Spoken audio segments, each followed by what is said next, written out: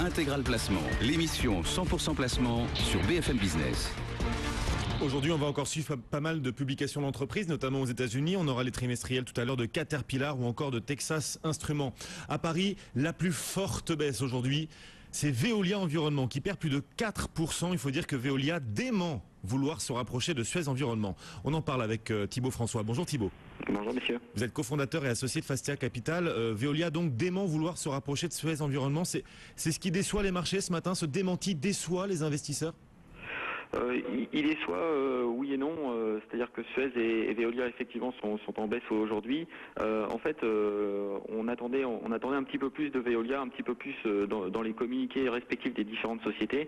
Elles ont fait des communiqués séparés, comme quoi effectivement il y avait un démenti. Il n'y avait pas de réel projet de fusion entre les deux groupes. Je pense qu'elles ont parlé effectivement ces dernières semaines de rapprochement, de fusion. Ça n'a pas pu aboutir pour différentes raisons. Je pense que les raisons principales c'est des lois antitrust, notamment en France et sur certains autres pays européens. Certaines activités, notamment les grosses activités dans l'eau ou dans les déchets, auraient dû être vendues, notamment de la part de Suez. Donc ça fait trop pour une telle fusion. Et c'est vrai que les synergies entre les deux groupes ne nous paraissent pas évidentes, surtout que l'activité des deux mastodontes français n'est pas forcément au beau fixe. Donc aujourd'hui, pas trop de visibilité sur les deux groupes français. Oui, cette rumeur d'un rapprochement, elle intervient quand même à un moment crucial pour Veolia, puisque Veolia tient aujourd'hui un conseil d'administration où il sera question de la cession de Transdev. Là-dessus, vous attendez davantage d'avancées ? Ah bien sûr, le dossier Transdev c'est vraiment le dossier clé sur Veolia. On en attend beaucoup. Il y a eu beaucoup de rumeurs ces derniers temps, avec notamment la CDC qui devrait monter au capital de Transdev de 50 à 60%. Ça fait déjà 3-4 semaines qu'on en parle. A priori, vendredi, des avancées significatives ont été faites. Donc ça veut dire quoi pour Veolia? Ça veut dire une déconsolidation d'une partie de la dette. Je vous rappelle que la dette chez Veolia c'est le dossier clé, c'est l'argument clé d'investissement. Veolia doit se désendetter, ça passe par une déconsolidation bien sûr de Transdev. La CDC monte au capital, ça sera 500 à 600 millions d'euros de dette en moins pour Veolia, c'est un bon début. Par contre, il faut vraiment pas se relâcher sur le désinvestissement du groupe. Et si on élargit un petit peu le dossier entre guillemets, on s'aperçoit que ce sont de nombreuses entreprises qui sont en train de se placer dans une espèce de champ de bataille, de grande manœuvre finalement. On a parlé bien évidemment des SFR, de Numéricam, d'une scission d'activité pour rester. Quand on parle des SFR, on pourrait même élargir. Chez Vivendi, il y a pléthore, on le voit encore ce matin avec Maroc Télécom. C'est un thème à la mode? C'est un thème à la mode parce qu'il n'y a pas de croissance. Aujourd'hui, on est sur des groupes qui ont des très faibles croissances, voire des croissances négatives. Donc aujourd'hui, qu'est-ce que recherchent les conseils d'administration? De la croissance ou alors des réductions de coûts. La croissance, il faut aller la chercher, soit par croissance externe pour les groupes qui sont financièrement sains.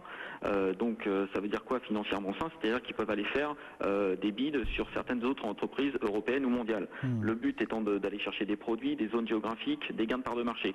Aujourd'hui, on parle de groupes qui sont assez endettés. On parle de Veolia, on parle de SFR. L'activité n'est pas bonne, elle est en décroissance depuis quelques années. Nous sommes sur des entreprises qui ont des niveaux de gearing qui sont très importants. Donc l'objectif du groupe, de ces différents groupes, c'est de se rapprocher, de faire des fusions. Donc SFR, Numérica, vous en parliez, Veolia, Suez.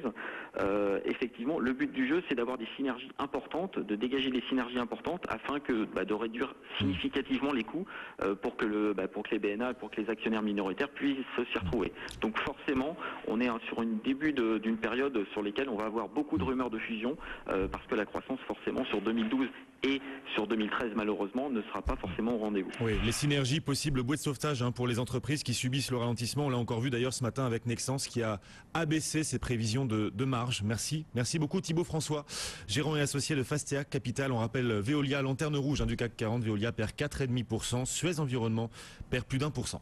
Le CAC 40, lui, est revenu en territoire positif. On progresse de 0,14%, 3509 points. Du vert sur l'Eurostock 50 pour 0,33%. Les principaux arbitrages à Paris, STM, BNPP et Crédit Agricole signent les 3 plus fortes hausses. Outre Veolia qu'on évoquait à l'instant, Michelin, Lafarge et Publicis sont à la baisse. Hors indice, le beau succès de Maroc Télécom, un des actifs cédables entre guillemets par Vivendi, qui pourrait intéresser Qatar Télécom. Et puis Nexans qui ferme la marche après le souci avoué sur sa marge, moins 7,32%. L'eurodoll est à 1,3034. BFM Business, intégral.